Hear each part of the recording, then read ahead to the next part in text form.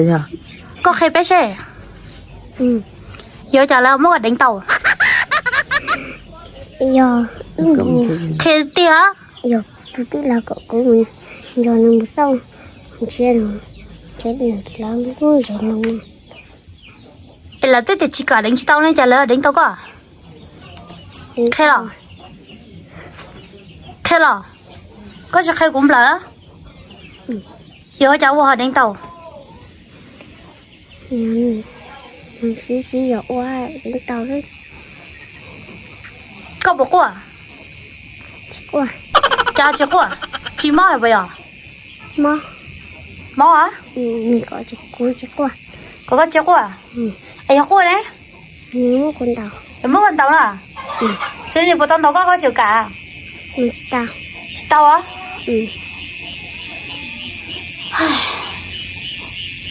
bốn cho hát thay trời để mua con mò này cho thầu xí á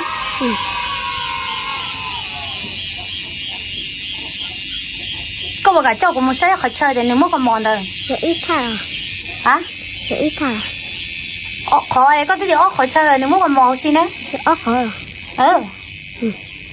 你叫个木毛找毛肉呀？有。có một bộ này khó không? Chỉ bỏ. Có cây mua là có trả à? Bỏ mua chứ. Bỏ mua à? Ê, lên từ có bỏ mua có đừng mua con mò có gì chưa? Chỉ bỏ của sao mình có bỏ mua. Có bỏ mua có dạng bỏ hả? Có đừng để con à? Có bắt để con lấy con bé nhon chế chuông bỏ con trả đâu con à?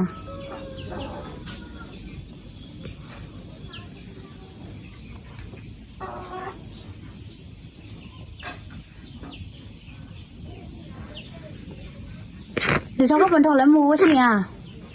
Giờ vì cái này mua tao kẹt hay là? Hả? Mua cần đấy lo? Cái này mua phần trả hả phá? Hả lo? Hay chả? Người cậu nè. Xong ít đôi chỉ nói cái phần nhau. Bây giờ thằng tới này bỏ ít cho xe nông nhau ok? Anh đi cho nên một sai xe nông mi nhỏ nông. Chia. Còn nếu một chuyện mi nhỏ nông bây giờ? Yêu chia tao nữa cậu cũng một thứ. Nếu đi chia tao lỡ? Thầu tới một chia tao lỡ? Cứ muốn chia tao thọ nó có ý rồi. Thầu thay sao vậy? Tôi cho nếu một chia nông chạy tôi bỏ ý rồi thì tôi mới có đánh ý rồi là chạy nhớ cho rồi thì và tọt cá để nó giờ nhớ cho tọt cá để chạy họ tọt cá một số lúc chạy nông cú sẽ bỏ nhớ lại nó bây giờ. Dạ. Ôi trời ơi, chắc khe con nhỉ bé nữa. Cháy con tao. Chắc cái gì có tua có mù rồi mà. Ủa sao tua à? Tụi nó biết bao tụi nó biết chắc thế nè. Tụi nó nè. Đi bao rồi chắc thế. Ôi trời chắc khe à? Mình gọi chị dốc kìa. Ôi lo à? Lỡ phải rồi cho nó hiểu chắc khe chị. Dù tụi nhục hơn gì xấu rồi mà.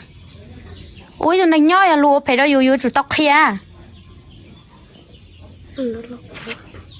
Có một sáng có sáng có mò có tu có một sáng là có sáng thì ở chỗ kia đó sẽ đời sẽ chua quá à? Dạ cái mình cái chỉ bố à? Ni bố thì yon đâu có chỉ bố có khe là có chỉ khe có sự. Giờ người kia nó có khe mà nếu muốn con đầu tóc cá nào. Muốn con đầu tóc cá nó? Chết cũng mà toàn trống sẽ thầu tôi ni lo à.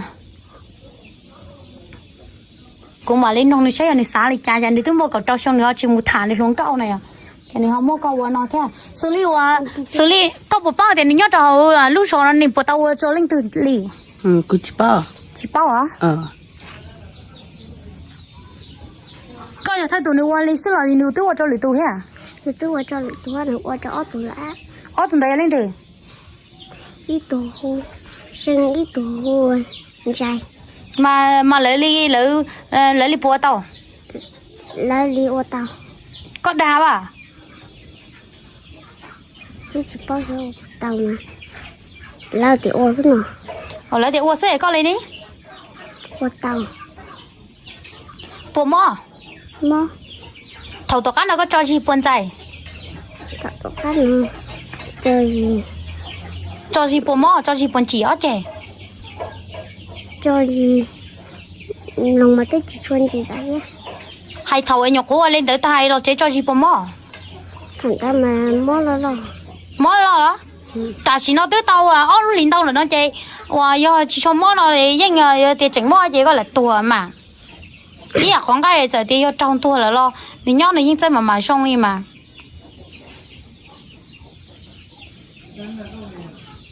thế chỉ cái là nó mỏ lại và cái cho nó chỉnh cho mình nóเลยha thằng tôi yêu liên mà dùng cho nó quá luôn cho nó luôn chín cho nó mà luôn chín cho cái bỏ yêu liên cái mà yêu à yêu vợ yêu á